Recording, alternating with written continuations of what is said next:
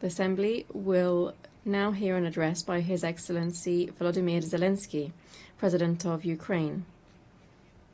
I request protocol to escort His Excellency and invite him to address the Assembly.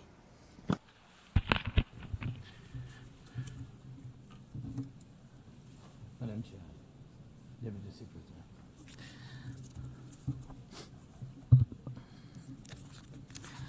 Dear leaders, dear friends, and all those who can become our friends, because you want safety and peace just as much as we do. Today, no one but ourselves can guarantee security.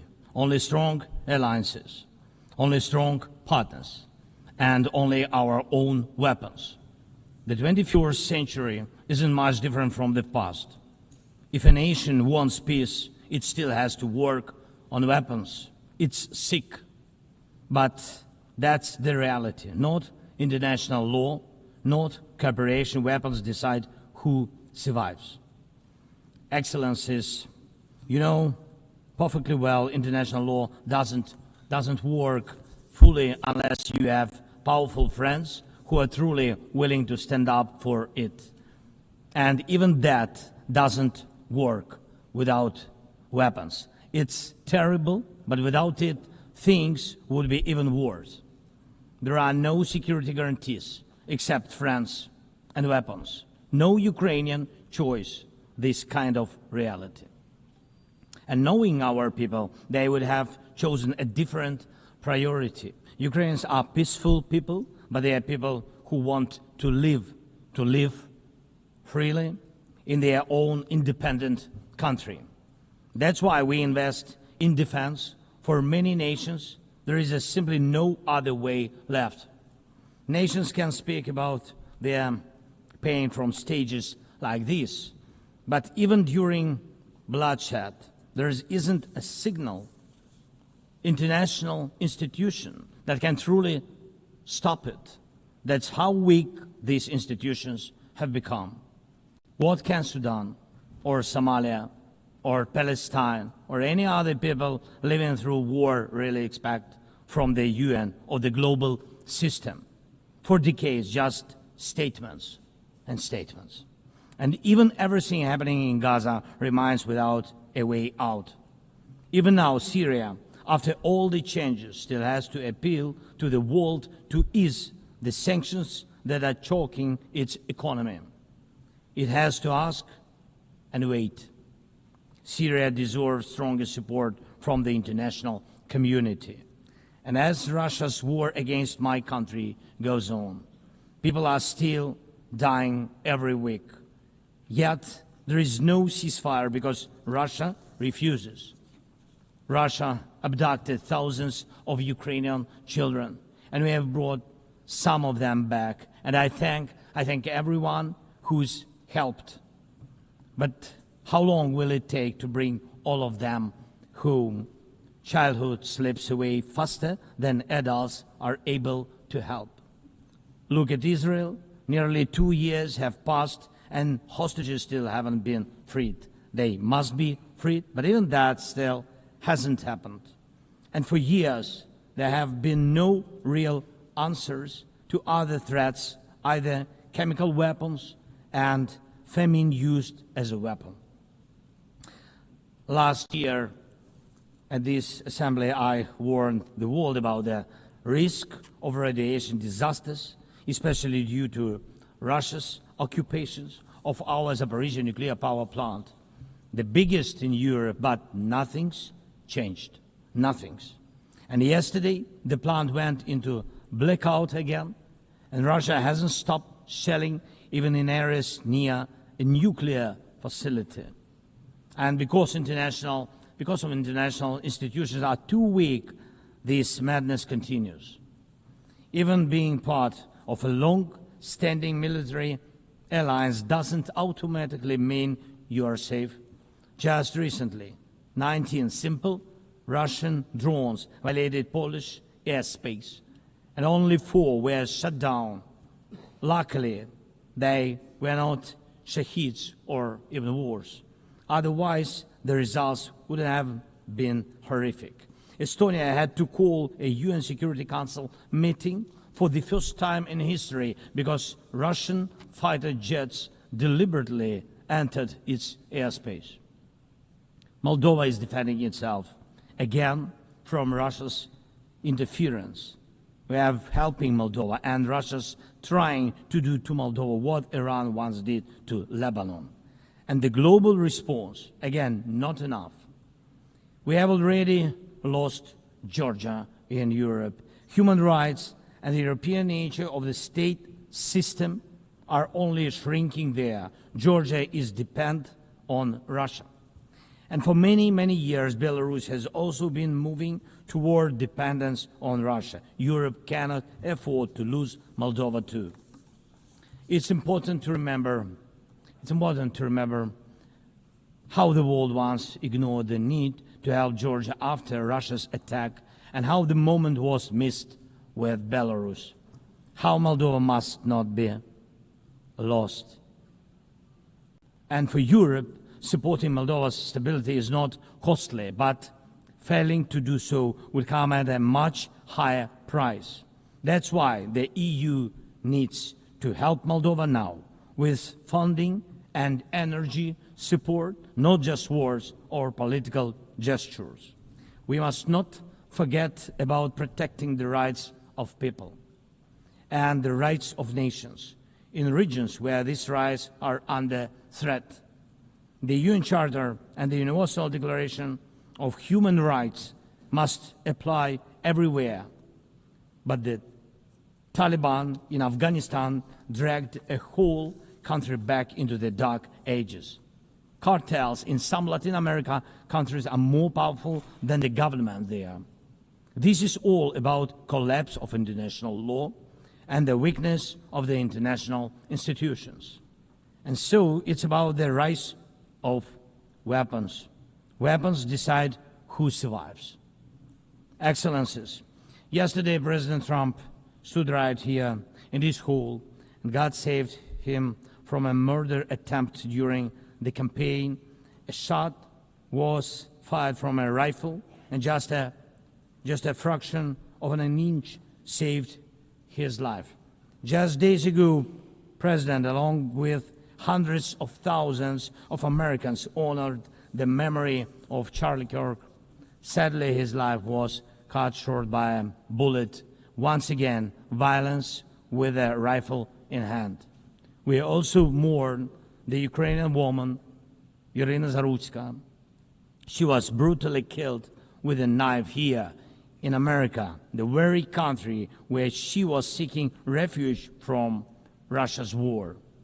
And almost every day, when we open the news, we see headlines about violent attacks happening all around the world. Most of it is done with weapons.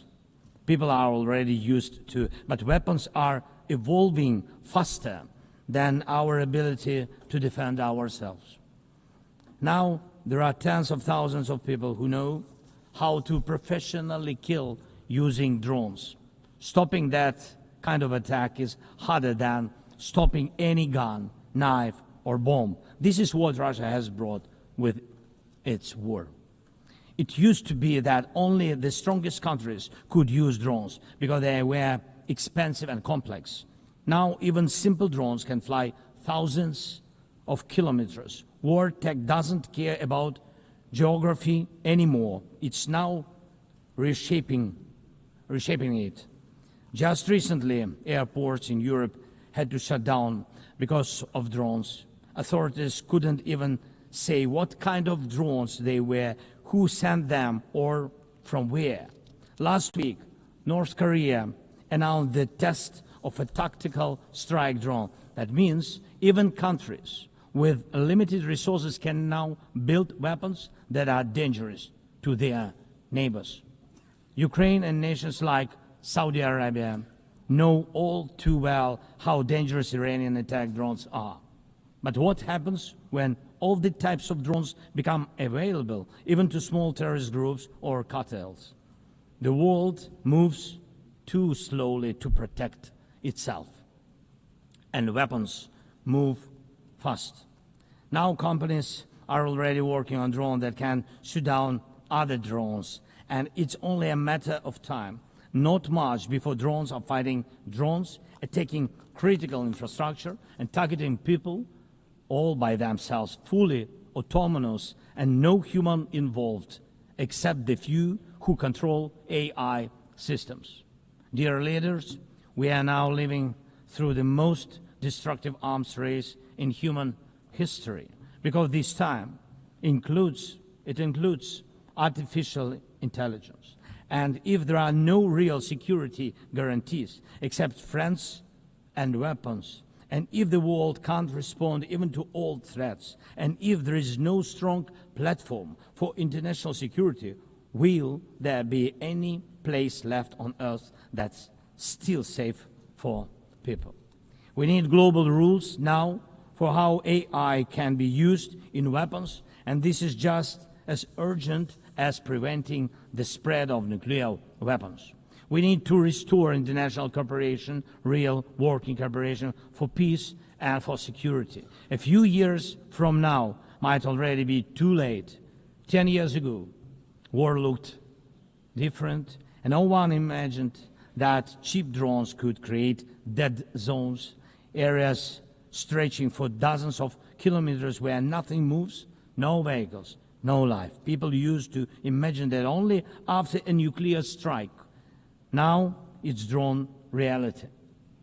Mass-produced, simple drones, and without AI yet.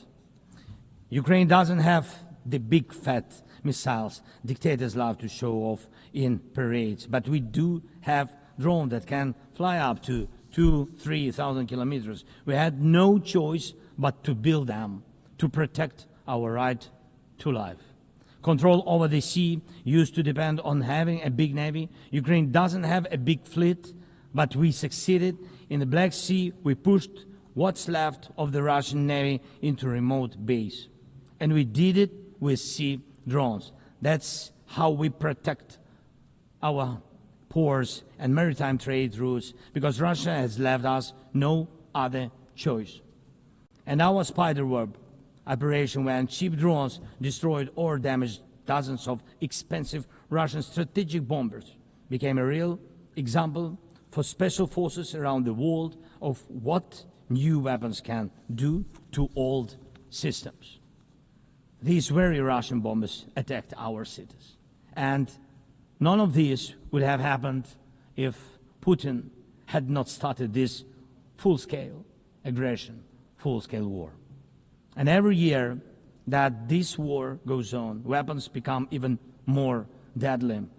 And only Russia deserves to be blamed for this. Dear leaders, to protect lives, Ukraine builds underground schools and underground hospitals. To protect lives, we have to spend more on protecting power stations from drone and missile attacks than on building sports facilities or cultural infrastructure. Ukrainian farmers are learning how to protect their equipment from Russia's FPV drone strikes, and for them that challenge is far greater than climate change. Russia's war has put us in this situation, but do you have protection against similar threats? The facts are simple. Stopping this war now, and with it, the global arms race, is cheaper than building underground kindergartens or massive bunkers for critical infrastructure later. Stopping Putin now is cheaper than trying to protect every port and every ship from terrorists with sea drones. Stopping Russia now is cheaper than wondering who will be the first to create a simple drone carrying a nuclear warhead. So we must use everything we have together to force the aggressor to stop. And only then do we have a real chance that this arms race will not end in catastrophe for all of us. If it takes weapons to do it, if it takes pressure on Russia, then it must be done. And it must be done now. Otherwise, Putin will keep driving the war forward wider and deeper. And we told you before, Ukraine is only the first, and now Russian drones are already flying across Europe, and Russian operations are already spreading across countries, and Putin wants to continue this war by expanding it, and no one can feel safe right now. The first, we are now building a new security architecture for ourselves. More than 30 countries are already part of our coalition, and we are strengthening army, launching joint weapons production with partners, and defining financial commitments for defense in a way that could become a security model for any other nation. If security guarantees work for Ukraine, something more than just friends and weapons, it will mean that people were able to make national security not a privilege for a few nations, but a right for everyone. Second, we are ready to make our modern weapons become your modern security, your modern weapon. And we have decided to open up arms exports. And these are powerful systems tested in a real war when every international institution failed. And we are also ready to grow our defense production together with strong partners so that their protection is modern and reliable. You don't need to start this race from scratch. We are ready to share what has already proven itself in real defense. And third, many in the world are still relaxed. Still. But look at how many countries are here at this General Assembly. Countries that are at war, or just came out of war, or are trying to stop one, or openly getting ready for one. War has already reached too many people to pretend it has nothing to do with you. So it depends on you. Whether you help peace or continue trading with Russia and helping Russia to fund this war, it depends on you. Whether prisoners of war will be freed, whether abducted children will come home, whether hostages will be free. It depends on you. What will define existence? War like now, or our joint strong actions as it should be? Yesterday we had a good meeting with President Trump, and I also spoke with many other strong leaders, and together we can change a lot. Of course, we are doing everything to make sure Europe truly helps. And of course, we count on the United States. I appreciate the support we are receiving. Yes, much depends on the G7 and G20, but in the end, peace depends on all of us, on the United Nations. So don't stay silent while Russia keeps dragging this war on. Please speak out and condemn it. Please join us in defending life and international law and order. People are waiting for action. Thank you so much. Slava Ukraini!